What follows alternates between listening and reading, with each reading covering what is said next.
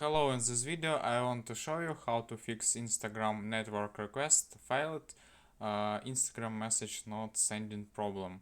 First you need to open the Google Play Store or App Store, then go to the search bar on the top of the screen and here enter the Instagram.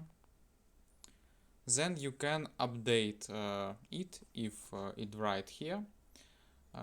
Or you can then you can go to the setting on your phone, then scroll down and select the apps, manage apps.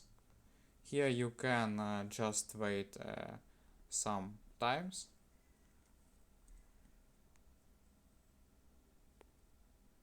Then using the search bar enter the Instagram.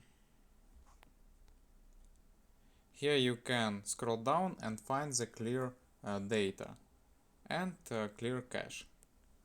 Okay, and that's all. Goodbye.